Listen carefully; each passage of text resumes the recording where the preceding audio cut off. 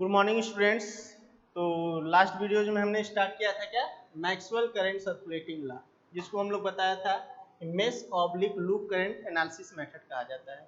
तो हमने बताया था इस मेथड का यूज किसके जहाँ पे करते हैं हम लोग ब्रांच वाइज करंट मेथड के लिए करते हैं, और इसमें भी केवीएल केसीएल का यूज किया जाता है। ठीक, तो केवीएल केसीएल में हमने बताया था दो टाइप के मेथड होते हैं, एक ब्रांच वाइज करंट होता है, एक मेश या लूप वाइज करंट मेथड होता है, जिसको मैक्सवेल ने ढूंढा था। उन्होंने अपना नाम लगा करके बता दिया कि इसको मैक्सवेल करंट सर्कुलेटिंग लॉ कहा जाता है।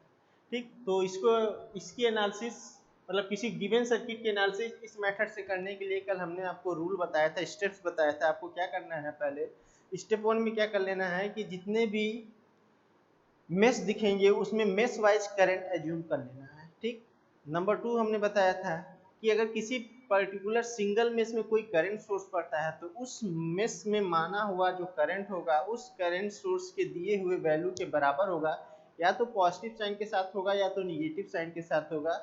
ठीक, कब पॉजिटिव के साथ होगा कब निगेटिव के साथ होगा, आज टाइप 2 में हम लोग उसको डिस्कस करेंगे। फिर हमने बात किया था अगर कोई एक ऐसा करंट सोर्स हो जो किसी दो मेश के बीच में पड़े, तो ऐसे केस में हमने बताया था जो आपके एज्यूम किए जो दो मेश में आपने करंट एज्यूम किए हैं उसके रिजल्टेंट के बराबर वो करंट सोर्स होगा। ठीक, ये दो पॉइंट हमने आपको बताया था, विशेष रूप से ध्यान रखना है किस केस में, जब करंट सोर्स आपको दिखेगा तो।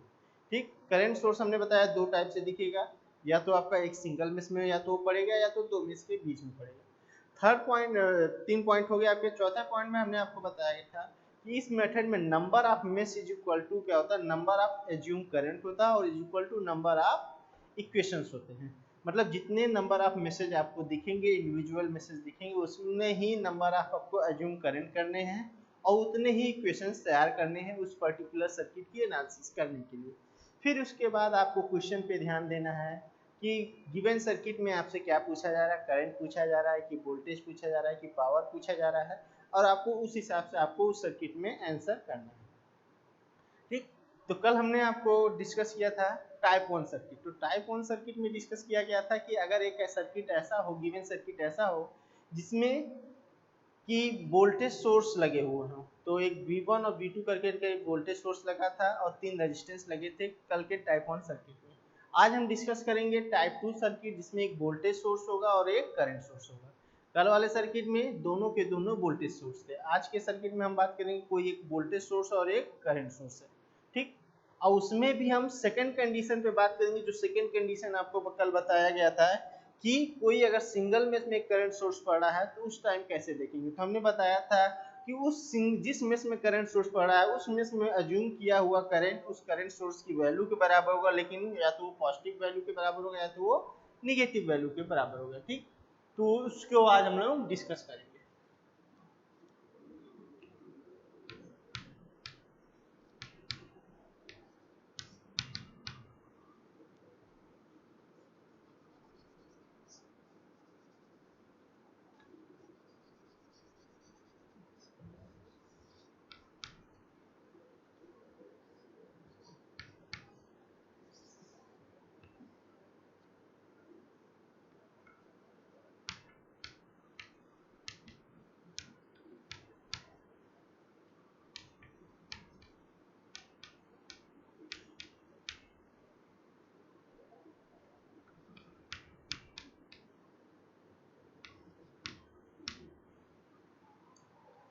तो इस तरीके से एक आपका टाइप टू सर्किट है जहाँ पे एक वोल्टेज सोर्स लगा हुआ लेफ्ट साइड में और एक करंट सोर्स लगा हुआ राइट साइड में। तो टोटली देखेंगे सर्किट कितने मेश का है, तो सर्किट देखेंगे, सर्किट में दो सेक्शन है, एक सेक्शन वन और एक सेक्शन टू। तो सेक्शन वन में भी क्लोज पाथ तैयार हो रहा है और सेक्शन टू में भी क्लोज पाथ तैयार हो रहा है। तो सेक्शन वन आपका मेश वन हो जाएगा, सेक्शन टू जो हो जाएगा आपका मेश टू हो जाएगा। तो इस गिवन सर्किट को हम पॉइंट आउट कर लेंगे। तो पॉइंट आउट करेंगे तो मान लीजिए अगर ये पॉइंट आउट वन से स्टार्ट कर रहे हैं तो 1 2 3 4 5 6। ठीक, तो स्टेप वन के अनुसार हमने क्या करना है, स्टेप वन के अनुसार हमने बताया था जितने भी नंबर आप मैसेज दिखेंगे उतने ही आपको गिवन मैसेज में क्या करना है, मेश वाइज करंट एज्यूम कर लेना है। तो कितने मेश हैं, दो मेश है, दो क्लोज सर्किट बन रहे हैं, दो क्लोज पार्ट सेक्शन बन रहे हैं, तो दो मेश हो जाएंगे, मेश वन और मेश टू। तो मेश 1 किस में पड़ेगा, किस पॉइंट के अंदर पड़ेगा, 1 2 5 6 1 के अंदर पड़ेगा, या तो इसका अपोजिट साइड, ये कौन सा साइड था, क्लॉकवाइज साइड था, एंटी क्लॉकवाइज साइड देखेंगे तो 1 6 5 2 1। इसी तरह मेश 2 किसके अंदर पड़ेगा, 2 3 4 5 2 पॉइंट्स, इतने पॉइंट्स के अंदर पड़ेगा, या तो इसका एंटी क्लॉकवाइज डायरेक्शन देखेंगे 2 5 4 3 2, इस डायरेक्शन में आपका मेश 2 पड़ेगा। तो अब आपको क्या करना है, इस गिवन मेश में क्या कर लेना है, करंट एज्यूम कर लेना है। तो गिवन मेश में करंट एज्यूम कर लेना है, तो पहले मेश का जो करंट एज्यूम करेंगे उसका डायरेक्शन ये एरो हेड बताएगा। अगर यही एरो हेड आप इधर ना बना करके इधर बना देंगे तो ये कौन सा डायरेक्शन हो जाएगा, एंटी क्लॉकवाइज। और ये एरो हेड इधर ना बना करके इधर बना देंगे तो ये कौन सा डायरेक्शन हो जाएगा आपका, क्लॉकवाइज। ठीक, तो इस मेश 1 का करंट एज्यूम कर लिया कि आपका I1 है। इसी तरीके से मेश 2 में भी समथिंग करंट एज्यूम कर लेंगे और इसको फिगर में दिखा देंगे। ठीक, तो फिगर में इसको कहाँ दिखाएंगे, हमको R1 R2 R3 पे नहीं दिखाना है। अगर हम R1 R2 और R3 पे दिखा देंगे तो ये कौन सा करंट हो जाएगा, ब्रांच वाइज करंट हो जाएगा। तो जब भी हमको करंट को दिखाना होगा कहाँ दिखाएंगे, इनसाइड द मेश दिखाएंगे, मतलब मेश के अंदर दिखाएंगे, तब ये मेश करंट कहलाएगा। अगर R1 R2 R3 पे दिखा देंगे तो वो ब्रांच करंट कहलाएगा। तो मेश के अंदर दिखाएंगे, तो अब जब मेश 2 में करंट हमने जो दिया हुआ मेश 2 उसमें करंट एज्यूम करेंगे, तो अगर हम इधर एरो दिखाएंगे तो ये क्लॉकवाइज डायरेक्शन कहलाएगा, और इधर एरो दिखाएंगे तो ये कौन सा डायरेक्शन कहलाएगा, एंटी क्लॉकवाइज। तो मान लीजिए अभी पहला केस हम मान रहे हैं कि इसमें हम क्लॉकवाइज करंट दिखा रहे हैं, तो मेश 2 का करंट है तो मान लिया इसमें I2 करंट। ठीक, तो जितने मेश उतने ही करंट आपको एज्यूम करना है इस मेथड में, जिसको हम मैक्सवेल करंट सर्कुलेटिंग लॉ या mesh oblique loop current analysis method कर रहे हैं। ठीक, तो हमारे पास दो मेश तैयार हैं, तो दो करंट ही हमको एज्यूम करना है, एक I1 हो गया, एक I2 हो गया। अब हमको स्टेप 2 में चलना है। तो स्टेप 2 में चलना है, और स्टेप 2 में ये देखना है क्या इस गिवन सर्किट में आपका कोई करंट सोर्स है या नहीं है। कोई करंट सोर्स है तो आपको देखना है कि वो क्या है, वो करंट सोर्स सिंगल मेश में है या दो मेश के बीच में है। ठीक, करंट सोर्स एक ही है वो क्लियर है, लेकिन वो करंट सोर्स जो एक करंट सोर्स है क्या है, वो सिंगल मेश में पड़ रहा है कि दो मेश के बीच में पड़ रहा है। तो अगर हम ये देखें कि यहाँ पे करंट सोर्स कहाँ पे है, इस पार्ट में, इस पार्ट मतलब मेश 2 के पार्ट में है, तो इस करंट सोर्स की वैल्यू कितना है, 4 एम्पियर है। तो ये जो 4 एम्पियर है, तो ये 4 एम्पियर किस में पड़ा है, मेश 2 में। ठीक, तो अभी हम टाइप 2 के अंदर डिस्कस कर रहे हैं। टाइप 2 किस में डिस्कस हो रहा है, जो पॉइंट 2 हमने कल डिस्कस किया था कि अगर कोई मेश आप कोई करंट सोर्स आपका किसी सिंगल मेश में पड़ेगा, तो उस मेश का करंट जो होगा उस दिए हुए करंट सोर्स के वैल्यू के बराबर होगा, या तो पॉजिटिव साइन के साथ या तो निगेटिव साइन के साथ। कब पॉजिटिव साइन के साथ बराबर होगा, कब निगेटिव साइन के साथ बराबर होगा, उसका डिस्कस आज करेंगे हम लोग। ठीक, तो अब तो क्लियर हो गया कि ये मेश 2 में पड़ा क्या, करंट सोर्स I जिसकी वैल्यू 4 एम्पियर है। ठीक, ये दो मेश के बीच में नहीं पड़ा, केवल मेश 2 में पड़ा। अब हमने आपको कल ही बता दिया था रूल कि इस मेश का जो करंट होगा, मतलब इस मेश का करंट क्या एज्यूम कर रखा है आपने, I2 एज्यूम कर रखा है। तो इस I2 की जो वैल्यू होगी इस करंट सोर्स की दी हुई वैल्यू के बराबर होगी। क्लियर है, रूल के हिसाब से आपको बता दिया गया कि इस मेश का जो करंट I2 होगा इस मेश में लगे हुए करंट सोर्स की वैल्यू के बराबर होगा, लेकिन या तो पॉजिटिव साइन के साथ होगा या तो निगेटिव साइन के साथ। कब पॉजिटिव साइन के साथ होगा अब बात करेंगे, कब निगेटिव साइन के साथ होगा अब देखेंगे। देखिए अब करंट का जो सर्कुलेशन आपने दिखाया किस डायरेक्शन में दिखाया है, ये क्लॉकवाइज डायरेक्शन में दिखाया है। हमने आपको बताया कि करंट का सर्कुलेशन किससे पता चलेगा, एरो हेड से पता चलेगा। एरो हेड इधर है तो ये क्लॉकवाइज है, एरो हेड इधर है तो ये एंटी क्लॉकवाइज है। तो अभी हम क्लॉकवाइज डायरेक्शन पे बात कर ले रहे हैं जब एरो हेड इधर है। ठीक, तो जब एरो हेड इधर है तो अब हम बात करेंगे कि जब ये इस तरीके से सर्कुलेट करेगा, तो इस तरीके से सर्कुलेट करने का मतलब इसका पाथ क्या होगा, इस मेश 2 के लिए 2 से 3 होगा, 3 से 4 होगा, 4 से 5 होगा, 5 से 2 होगा। क्लियर है, 2 से 3, 3 से 4, 4 से 5, 5 से 2 होगा। अब बात करेंगे कि करंट सोर्स किस पाथ में जुड़ा है, आपको ये खोजना है। 2 से 3 वाले पाथ में जुड़ा हुआ है कि 3 से 4 वाले पाथ में जुड़ा हुआ है कि 4 से 5 वाले पाथ में जुड़ा हुआ है कि 5 से 2 वाले पाथ में जुड़ा हुआ है। तो आप जब ये देखना चाहेंगे तो आपको दिखेगा कि जो करंट सोर्स है वो 3 से 4 वाले पाथ में जुड़ा हुआ है। तो करंट सोर्स कहाँ जुड़ा हुआ है, 3 से 4 वाले पाथ में। अब इस पाथ में करंट सोर्स का डायरेक्शन क्या है, इस पाथ में करंट सोर्स का डायरेक्शन क्या है, 4 से 3 की तरफ है। किधर है, 4 से 3 से। करंट सोर्स का भी आपको एरो हेड देखना है। करंट सोर्स का एरो हेड अभी किधर है आपका, करंट सोर्स का एरो हेड अभी किधर है, 3 से 4 है। अगर यही नीचे होता एरो हेड तो करंट सोर्स का आपका डायरेक्शन क्या होता है, 3 से 4 होता है। अभी के केस में क्या है, आपका एरो हेड आपका इधर दिया हुआ, यानी कि 4 से 3 की तरफ दिया है। तो करंट सोर्स का जो एरो हेड है 4 से 3, यानी कि करंट का जो फ्लो है वो 4 से 3 की तरफ है। और जो आपने करंट अज्यूम कर रखा है मेश 2 में I2, उसका एरो हेड किधर है, क्लॉकवाइज है। तो क्लॉकवाइज में हमने बताया पाथ क्या होगा, 2 से 3, 3 से 4, 4 से 5, 5 से 2 होगा। तो जब ये हमने बताया, अब आपको क्या खोजना है कि करंट सोर्स किस पाथ में जुड़ा हुआ। तो आपने देख रहा है कि करंट सोर्स आपका 3 से 4 वाले पाथ में जुड़ा हुआ है, लेकिन करंट सोर्स का डायरेक्शन क्या है, 4 से 3 है। करंट सोर्स का एरो हेड देखेंगे तो क्या बता रहा है, 4 से 3 है। और जो आपका एज्यूम किया हुआ करंट है जिसको आप I2 कह रहे हैं, उसका डायरेक्शन क्या है, उसका डायरेक्शन 3 से 4 है। करंट सोर्स का डायरेक्शन आपका 4 से 3 है और एज्यूम किए हुए करंट का डायरेक्शन 3 से 4 है।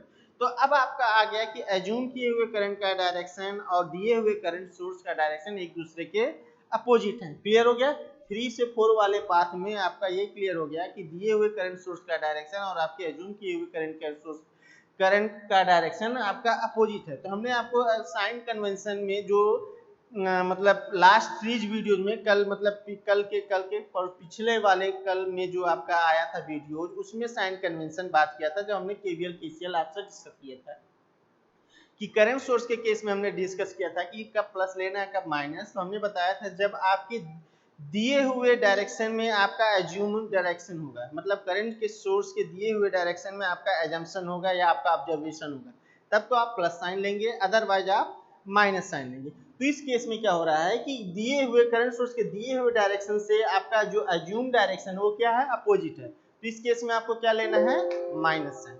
यानी कि आपको यहाँ क्या लिखना है, I2 is equal to -4 ampere. इसके आगे क्या लिखना है, फ्रॉम फिगर। मतलब आप कहीं कहाँ से देख के लिख रहे हैं, इस फिगर को देख के लिख रहे हैं। मान लीजिए आपने करंट का डायरेक्शन क्लॉकवाइज एज्यूम ना कर करके इस केस में एंटी क्लॉकवाइज एज्यूम किया होता, मतलब एरो हेड इधर होता।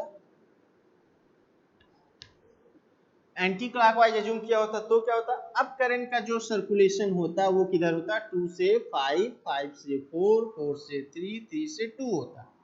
क्लियर है। अब करंट का जो सर्कुलेशन होता है वो किधर होता है, 2 से 5, 5 से 4, 4 से 3, 3 से 2 होता। तो ऐसे केस में फिर आपसे देखना है कि करंट सोर्स किस पाथ में है। तो करंट सोर्स किस पाथ में है, 3 से 4 वाले पाथ में। फिर आपको ये देखना है कि करंट सोर्स का दिया हुआ डायरेक्शन आपके एज्यूम किए डायरेक्शन के किधर है। तो करंट का दिया हुआ डायरेक्शन 4 से 3 है और आपके एज्यूम करंट का डायरेक्शन भी 4 से 3 है। तो उस केस में क्या हो जाता है, ये +4 हो जाता है। क्लियर है, कब प्लस लेना है कब माइनस लेना है आप लोगों को क्लियर हो गया कि कब इसको +4 लिखेंगे कब -4। आपके एज्यूम किए डायरेक्शन के डायरेक्शन में अगर करंट सोर्स का डायरेक्शन है तो हम प्लस साइन लेंगे, अगर आपके एज्यूम किए हुए करंट के डायरेक्शन से करंट सोर्स का डायरेक्शन अपोजिट है तो हम लोग माइनस लेंगे। तो अगर हम लोग अगर पहला केस को सॉल्व कर रहे हैं जब करंट क्लॉकवाइज था तो इस केस में क्या लिखेंगे, माइनस। ठीक, ये तो हो गया एज्यूम वाले पे बात। मान लीजिए करंट सोर्स ही इधर है, करंट सोर्स का डायरेक्शन अगर इस तरह दिया हो रहता तो पहले के केस में माइनस था। अब आपका करंट सोर्स का डायरेक्शन जो है वो भी 3 से 4 है और आपके एज्यूम करंट का डायरेक्शन भी 3 से 4 है। तो उस केस में भी क्या हो जाएगा, +4 हो जाएगा। ठीक, तो इस चीज को हमको ध्यान देना है, बहुत ही शार्पली ध्यान देना है कि किधर डायरेक्शन है। तो करंट सोर्स का एरो हेड इधर दिया था तो इधर पे ही सॉल्व करेंगे तो यहाँ पे हो जाएगा -4। अब बात करेंगे मेश पहचानेंगे हम।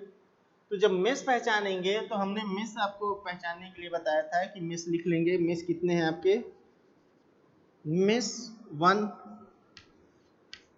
ठीक, तो जब मेश 1 में देखेंगे तो मेश 1 क्या कहता है, 1 2 5 3 1 सॉरी 1 2 1 2 5 6 1, मेश 1 है ये। 1 से 2, 2 से 5, 5 से 6, 6 से 1। मेश 2 क्या है, 2 3 4 5 2, ये मेश 2 है। लूप किसको कह रहे हैं? जब ओवरऑल को देखेंगे तो 1 2 3 4 5 6। फिर हमने आपको बताया था जब किसी सर्किट में क्या होगा कि करंट सोर्स आ जाएगा, तो आपको ये देखना है कि कौन सा लूप विद करंट सोर्स है, कौन सा लूप विदाउट करंट सोर्स है। तो जो विद करंट सोर्स होगा आपको उसमें बताया गया था कि उसमें वहां पे केवीएल नॉट एप्लीकेबल होगा। जो विदाउट करंट सोर्स होगा केवल वहीं पे केवीएल एप्लीकेबल होगा। तो आपको पहले इन तीनों में से लूप में से आपको ये पहचानना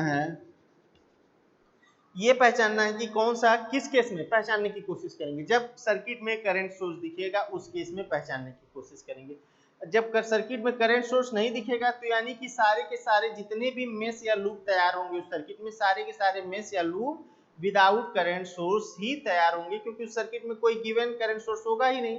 तो जितने भी मेश में आपका सर्किट मेश तैयार होगा, लूप तैयार होगा, वो विदाउट करंट सोर्स होंगे, यानी कि सारे के सारे मेश और लूप में केवीएल एप्लीकेबल होगा।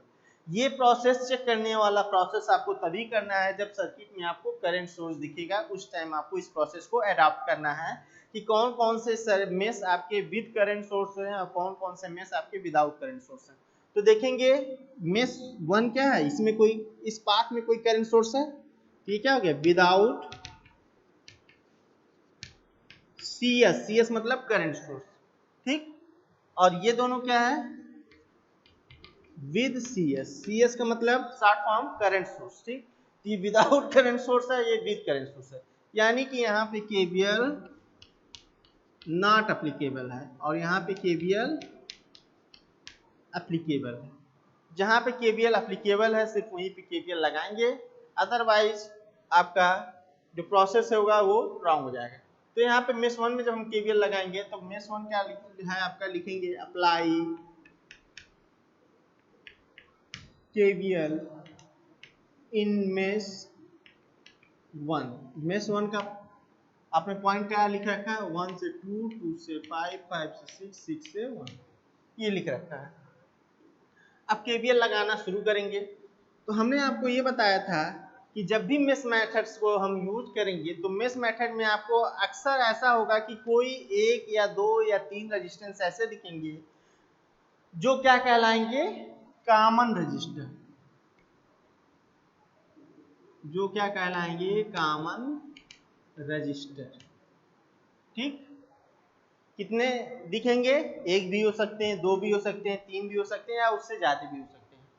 तो ज्यादातर आपको कम से कम 1 तो दिखेगा ही, ठीक, मैक्सिमम टाइम। अगर हम बात कर रहे हैं किस मेथड की, मेश करंट सर्कुलेटिंग लाइन, तो कॉमन रजिस्टर उसको कहते हैं जो 2 मेश के बीच में पड़े। तो इसमें कितने मेश है, मेश 1 मेश 2, तो 2 मेश के बीच में पड़ने वाला रजिस्टर कौन सा है, R2 है। ये मेश 1 का भी पार्ट है और ये मेश 2 का भी पार्ट है, तो ये क्या कहलाएगा कॉमन रजिस्टर। तो इसके बाद हमने एक आपको नोट कल लिखवाया था, कल के लास्ट वीडियोज में बताया था कि जो कॉमन रजिस्टर होते हैं वो 2 करंट कैरी करते हैं, ठीक। कौन से 2 करंट, जिन 2 मेश में वो पड़ेगा, ठीक। कौन से 2 करंट कैरी करेगा, जिन 2 मेश में वो पड़ेगा। तो मेश 1 में पड़ रहा है तो मेश 1 का करंट भी कैरी करेगा, मेश 2 में पड़ रहा है तो मेश 2 का भी करंट कैरी करेगा। यानी कि इसमें I1 का भी सर्कुलेशन है और इसमें R2 में I2 का भी सर्कुलेशन है, लेकिन सर्कुलेशन का जो डायरेक्शन है वो सेम भी हो सकता है और वो आपका अपोजिट भी हो सकता है, वो आपके माने हुए डायरेक्शन पे डिपेंड करेगा। आपने हो सका है कुछ ऐसा डायरेक्शन लिया हो कि I1 भी 2 से 5 इसमें फ्लो कर रहा हो, I2 भी 2 से 5 इसमें फ्लो कर रहा हो। लेकिन अभी प्रेजेंट के केस में क्या है कि I1 का जो सर्कुलेशन है R2 रजिस्टर के लिए 2 से 5 है, लेकिन जो I2 का सर्कुलेशन है इस R2 के लिए वो 5 से 2 के डायरेक्शन में है, ठीक। ऐसा नहीं कि हमेशा ये ऐसा ही होगा कि एक आपका 2 से 5 है और दूसरा 5 से 2 होगा। ये ऐसा भी हो सकता है कि दोनों का दोनों 2 से 5 हो या तो दोनों का दोनों 5 से 2 हो। 2 से 5 भी हो सकता है दोनों का दोनों, और दोनों का दोनों 5 से 2 भी हो सकता है, या ये भी हो सकता है एक 2 से 5 हो और दूसरा 5 से 2 हो। तो प्रेजेंट केस में क्या है कि I1 2 से 5 है और I2 क्या है 5 से 2 डायरेक्शन में है, ठीक। तो अब कॉमन रजिस्टर की बात हो गई। तो यानी कि आपको ये बताया गया था कल के वीडियोज में, एक पॉइंट नोट कराया गया था कि जब भी हम कॉमन रजिस्टर को लिखेंगे तो उसको 2 बार लिखेंगे। कब? केवीएल अप्लाई करते टाइम। जब भी केवीएल अप्लाई करेंगे तो उसको 2 बार लिखेंगे। 2 बार क्यों? क्योंकि एक बार जिस मेश में पढ़ रहा, जिस मेश के एनालिसिस कर रहे हैं उस मेश के करंट के साथ, और एक बार उस मेश के करंट के साथ जिसके साथ वो रिलेशन रख रहा है। तो एक बार जिस मेश की एनालिसिस कर रहे हैं उस मेश का करंट क्या है? I1, तो इस करंट के साथ लिखेंगे। और एक बार ये जिस मेश के साथ संबंध रख रहा है या रिलेशन रख रहा है, मतलब ये किसके साथ? मेश 2 के साथ भी रिलेशन रख रहा है, तो मेश 2 के करंट के साथ भी इसको लिखना है। ठीक, डायरेक्शन को देखते हुए। तो अब हम लोग स्टार्ट करते हैं केवीएल को लगाना। तो पहले 1 से 2 चलेंगे, तो 1 से 2 चलेंगे तो 1 से 2 के पास में क्या आ रहा है? R1 आ रहा है। ठीक, तो ये जो 1 से 2, 2 से 5, 5 से 6, 6 से 1 है, ये आपका क्या है? ये आपके सर्किट के एनालिसिस को ऑब्जर्व करने का डायरेक्शन है। ये आपके सर्किट के एनालिसिस के सर्किट को एनालिसिस करने के ऑब्जर्व का डायरेक्शन। ठीक, अब बात करेंगे जब 1 से 2 चलेंगे तो अब देखेंगे कि करंट का सर्कुलेशन किस डायरेक्शन में हमने मेश के अंदर दिखा रखा है। तो करंट का सर्कुलेशन किस डायरेक्शन में दिखा रखा है हमने बार बार बताया। ये कौन बताएगा? ये एरो हेड बताएगा। तो इसका डायरेक्शन क्या है? इसका डायरेक्शन क्लॉकवाइज है। तो इसका जब क्लॉकवाइज डायरेक्शन होगा यानी कि कैसे फ्लो करेगा? 1 से 2, 2 से 5, 5 से 6, 6 से 1, यानी कि करंट का सर्कुलेशन, कौन सा करंट का सर्कुलेशन? I1 करंट का सर्कुलेशन। और आपके ऑब्जर्व करने का जो डायरेक्शन है, करंट के सर्कुलेशन का डायरेक्शन और आपके ऑब्जर्व करने का डायरेक्शन दोनों क्या है? सेम है। तो यानी कि जब हम R1 रजिस्टर के लिए लिखेंगे तो इसमें फ्लो करने वाला डायरेक्शन, करंट का डायरेक्शन और मेरे ऑब्जर्व करने का डायरेक्शन क्या है? सेम है। तो रजिस्टर के लिए बताया गया कि अगर किसी रजिस्टर में फ्लो करने वाला करंट का डायरेक्शन और मेरे ऑब्जर्व करने का डायरेक्शन सेम होगा तो उस केस में क्या लिखेंगे? -IR। ठीक, तो इसकी पहचान हम लोग कर लेंगे कॉमन रजिस्टर की। अब आगे बढ़ेंगे तो कॉमन रजिस्टर की पहचान हो गई। आगे बढ़ेंगे तो 1 से 2 में क्या लिखेंगे? -IR, यानी कि -I1R1। 1 से 2 हो गया। 2 से 5 चलेंगे तो 2 से 5 जब चलेंगे तो देखेंगे एक रजिस्टर ऐसा पड़ रहा है। कौन सा रजिस्टर है वो? R2। और R2 रजिस्टर को आप क्या कह रहे हैं? Common register. कॉमन रजिस्टर की खासियत क्या है? कि उसको 2 बार लिखना है। ठीक, क्योंकि वो 2 करंट कैरी कर रहा है। एक जिस मेश के एनालिसिस कर रहे हैं उस मेश के करंट को कैरी कर रहा है, और एक उस मेश के करंट के साथ लिखना है जिसके साथ वो रिलेशन रख रहा है। तो पहले हम इसकी बात करें जिस मेश की एनालिसिस कर रहे हैं। किस मेश की एनालिसिस कर रहे हैं? मेश 1 का। और मेश 1 का करंट का क्या है? I1 है। यानी कि एक बार I1 के साथ लिखना, एक बार उस मेश के साथ, उस करंट के साथ लिखना जिसके साथ ये रिलेशन रखा है। तो ये किसके साथ और रिलेशन? मेश 1 के साथ तो रिलेशन रख ही रहा है, मेश 2 के साथ भी रिलेशन रख रहा है। यानी कि अब इसके करंट के साथ भी हमको लिखना है। तो R2 को 2 बार लिखना है। किस फॉर्म में लिखना है? I into R के फॉर्म में। अब +IR रहेगा कि -IR रहेगा, ये आपके डिपेंड करेगा आपके ऑब्जर्व करने के डायरेक्शन पे और उस रजिस्टर में फ्लो करने वाले करंट के डायरेक्शन पे। ठीक, तो 2 से 5 की बात करेंगे तो देखेंगे कि जो I1 का सर्कुलेशन किधर है? 1 से 2 तो था ही, अब 2 से 5 है। यानी कि I1 का जो करंट का डायरेक्शन है वो आपके ऑब्जर्व करने के डायरेक्शन में है। तो रजिस्टर के लिए क्या बताया गया? -IR। अगर ऐसा है कि आपका दिया हुआ करंट और आपका ऑब्जर्व करने वाला करंट रजिस्टर के लिए सेम है तो माइनस लगेगा। तो -I1R2। क्लियर? अब आपका दूसरा करंट कौन सा जिसके साथ ये रिलेशन रख रहा है? तो दूसरा करंट क्या है? I2। तो I2 का सर्कुलेशन क्या है तो क्लॉकवाइज, लेकिन R2 के लिए किधर फ्लो कर रहा है? R2 के लिए 5 से 2 चल रहा है, और आप ऑब्जर्व किधर कर रहे हैं? 2 से 5। यानी कि R2 में फ्लो करने वाला करंट I2 5 से 2 है, और आप ऑब्जर्व कर रहे हैं 2 से 5, यानी कि दोनों का डायरेक्शन क्या हो गया? अपोजिट हो गया। जब अपोजिट हो गया तो उस केस में हमने क्या बताया है? प्लस साइन लेना। तो +I2R2। क्लियर? अब बढ़ेंगे 5 से 6 की तरफ। 5 से 6 के बीच में देखेंगे सर्किट में कोई एलिमेंट नहीं है। तो सर्किट में कोई एलिमेंट नहीं तो इसको पास करके 6 पे आ जाएंगे। 6 पे आ गए, फिर 6 पे आने के बाद 6 to 1 चलेंगे। 6 to 1 जब चलेंगे तो 6 to 1 के बीच में देखेंगे एक हमारा बैटरी सोर्स जुड़ा हुआ है, और जब बैटरी सोर्स जुड़ा हुआ है या वोल्टेज सोर्स जुड़ा हुआ है तो उसके लिए साइन कन्वेंशन बताया गया कि जैसे भी आपको ऑब्जर्व करना हो क्लॉकवाइज या एंटी क्लॉकवाइज ऑब्जर्व करिए, लेकिन बैटरी के हमेशा वो प्लेट चूज करिए जो सेकंड हो। तो बैटरी का जब आप 6 to 1 चलेंगे तो सेकंड प्लेट क्या पड़ेगा, पहला plate minus second plate plus, यानी कि कौन सा प्लेट चूज करेंगे, प्लस वाला। इसको क्या लिखेंगे, प्लस V1। अब आपका 1 से चल करके 1 पे आ गए, मतलब आपने यहाँ से स्टार्ट किया था 1 से 2, ये सर्कुलेट करते हुए 1 पे आ गए, यानी कि आपका क्लोज पाथ कंप्लीट हो गया। क्लोज पाथ फिर आपको डिफाइन कर दिया जा रहा है, क्लोज पाथ बताया गया था, close path is a path from where it started it will finishes to the same point. ठीक, मतलब जहां से ये स्टार्ट होता है वो उसी पॉइंट पे फिनिश होता है, तो उसी को क्लोज पाथ कहते हैं। तो जब 1 से चल कर करके 1 पे आप आ गए तो यानी कि क्लोज पाथ कंप्लीट हो गया। जब क्लोज पाथ कंप्लीट हो जाएगा तो इक्वल इसको इक्वेट करा देंगे किससे, 0 से। अब बात करेंगे जो कॉमन है वो कॉमन ले लेंगे, तो ये हो जाएगा माइनस I1 ब्रैकेट में लिख लेंगे R1 plus R2 plus I2 R2। अब V1 की वैल्यू कितना दिया है यहाँ, 10 वोल्ट, तो यहाँ पे 10 वोल्ट। अब बात करेंगे कि जब भी हम इक्वेशन लिखते हैं तो इक्वेशन में क्या करते हैं, कभी यूनिट नहीं लिखते हैं। मतलब V1 की वैल्यू यहाँ फिगर में तो 10 वोल्ट दिखा रहा है, तो यहाँ पे इक्वेशन में 10 वोल्ट नहीं लिखना है, या 10 एम्पियर या 10 वाट, ये सब नहीं लिखना है, केवल उसकी वैल्यू लिखना है। इसकी वैल्यू क्या है, 10 वोल्ट है, एम्पियर है, ओम है, ये सारी चीजें लास्ट में लिखेंगे आंसर बताते समय। तो इस तरीके से एक इक्वेशन आपका ये तैयार हो जाएगा। ठीक, इक्वेशन ये हो जाएगा 2, और इक्वेशन 1 कौन सा था, जो ये आपका इससे मिला था फ्रॉम फिगर से।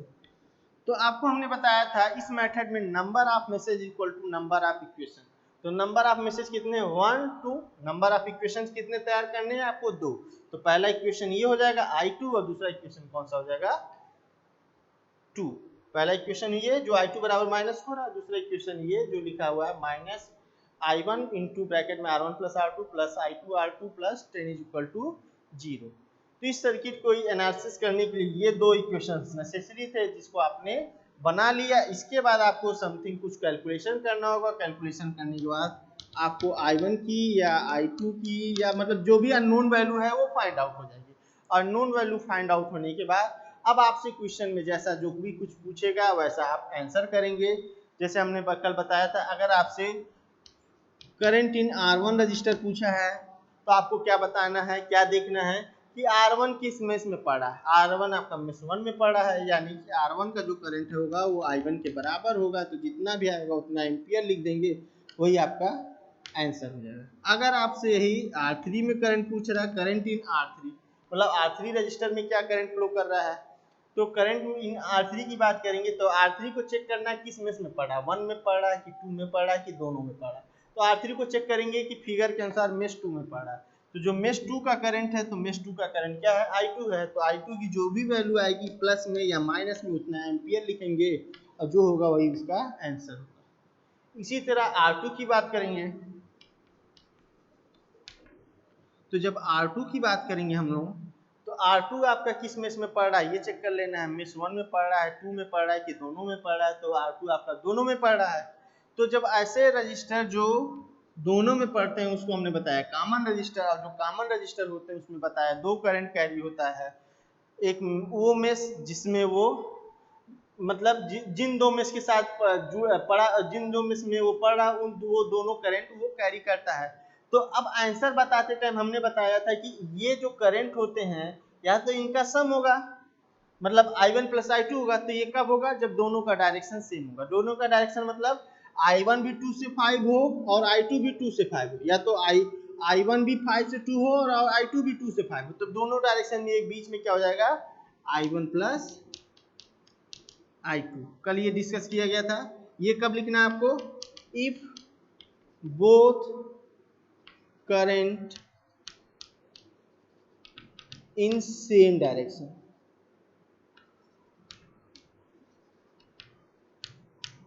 If both current in same direction. ये प्लस वाला साइन कब लगाना आपको, ये वाला, कि जब दोनों करंट सेम डायरेक्शन में, मतलब 2 से 5 हो दोनों, या तो 5 से 2 हो दोनों।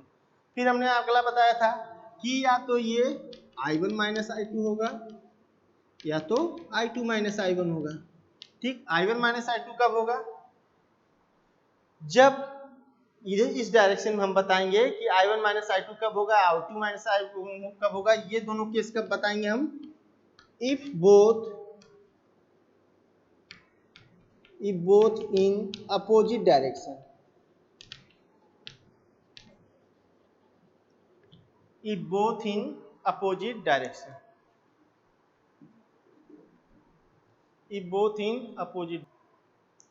तो इस तरीके से टाइप 2 के ये क्वेश्चंस को हम लोग सॉल्व करेंगे। तो ये अभी हम लोग बेसिक फंडे की बात कर रहे हैं कि कैसे कौन सा टाइप 1 में देखेंगे, कौन सा टाइप 2 वाले सर्किट में देखेंगे, अगर टाइप 2 टाइप का सर्किट होगा तो किस तरीके से एनालिसिस करेंगे। और जरूरी नहीं हर बार सर्किट आपको 2 ही मेष का मिले, हो सके 3 मेष का मिलेगा, 4 मेष का मिलेगा, लेकिन रिलेशन समझना है आपको कि वो किस में जा रहा है, टाइप 1 में जा रहा है, टाइप 2 में जा रहा है या टाइप 3 में जा रहा है। तो टाइप 3 आज तो डिस्कस नहीं किया, इसको हम लोग नेक्स्ट वीडियो में बात डिस्कस करेंगे। लेकिन आपको ये विशेष ध्यान देना है कि टाइप 2 और 3 में कि अगर करंट सोर्स है तो उसको कैसे देखना है। अगर करंट सोर्स होगा तो इसमें ये वाला भी केस आ जाएगा कि विद करंट सोर्स है मेष की विदाउट करंट सोर्स है मेष। अगर विदाउट करंट सोर्स है तो केवीएल एप्लीकेबल है, विद करंट सोर्स है तो केवीएल एप्लीकेबल नहीं है। तो सिंपली इस चीजों को समझते हुए फिर आपको कॉमन रजिस्टर को समझना है। कॉमन रजिस्टर समझने के बाद आपको ये समझना है कि ये रजिस्टर 2 करंट कैरी करता है, यानी कि R2 रजिस्टर को इक्वेशन में 2 बार लिखेंगे, एक बार I1 के साथ, एक बार I2 के साथ। देखिए यहाँ पे R2 2 बार लिखा गया है, लेकिन जो कॉमन रजिस्टर नहीं होते केवल उनको 1 टाइम लिखा जाता है।